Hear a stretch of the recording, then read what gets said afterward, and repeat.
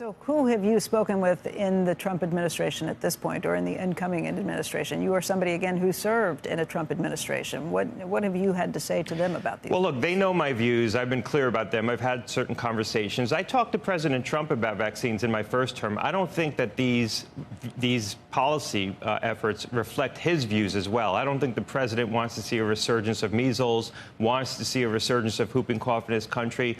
God forbid we have cases of polio in this country. He does not want to see that. I think he understood the importance of the childhood immunization schedule.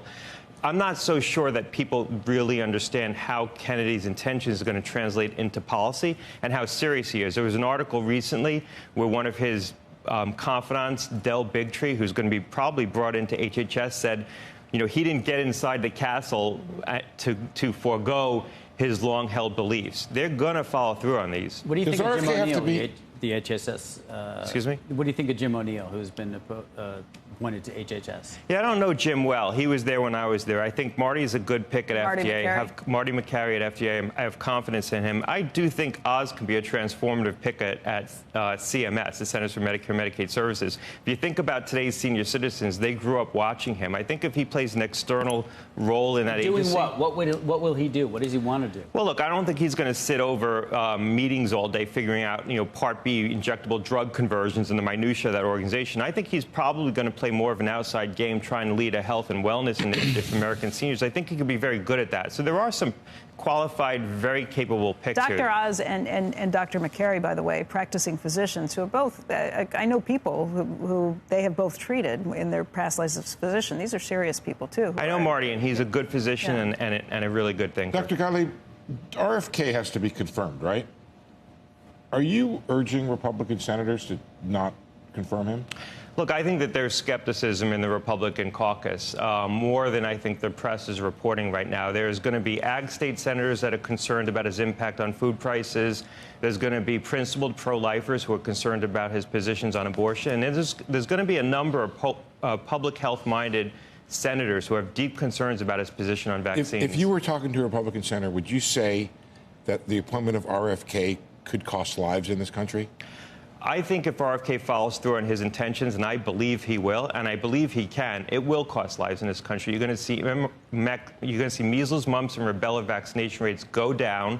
And like I said, if we lose another 5%, which could happen in the next year or two, we will see large measles outbreaks. For every 1,000 cases of measles that occur in children, there will be one death. And we are not good in this country at diagnosing and treating measles. If you look at the outbreak in Ohio, 30% of the kids were hospitalized.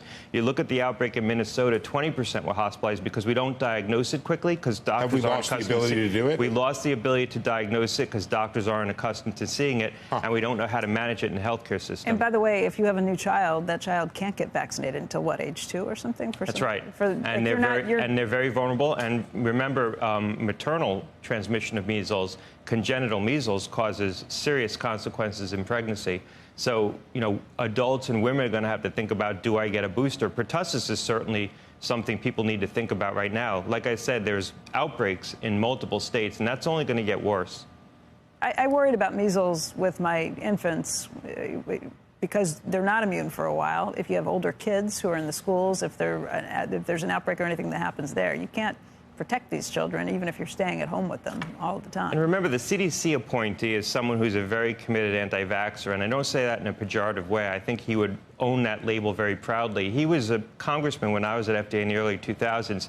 He sponsored multiple bills to withdraw the current MMR vaccine. He sponsored bills to do away with the liability protection that allows companies to bring these vaccines onto the market. He forced FDA to reformulate the existing MMR vaccine to take some of the preservatives out that we use, which ultimately led to an increase in cost of those vaccines and probably reduced vaccination rates. So he is very committed to this, too. Scott, people will look at this who are on that side of things and say, of course, that's what Gottlieb says because he's on the board of Pfizer and they're a big vaccine machine. Well, we don't make the pediatric vaccines, so Pfizer's not in that market. This market is GlaxoSmithKline, Merck, Sanofi. There are other companies doing this. You mentioned President Trump doesn't support a lot of these policies, or at least you don't think he does. What are the guardrails, whether it's Congress, whether it's other cabinet members, that could prevent all of these from happening to the degree that that, let's say, RFK Jr.? Well, look, I don't think there are guardrails, and I don't want to speak for the president. I think I understand his ethos, and I think he has a strong public health ethic as well as the people around him. So I don't think they fully understand how Kennedy's going to translate his actions into policy. I think some in Congress right now who are deeply skeptical think that they can manage this through things like appropriations riders.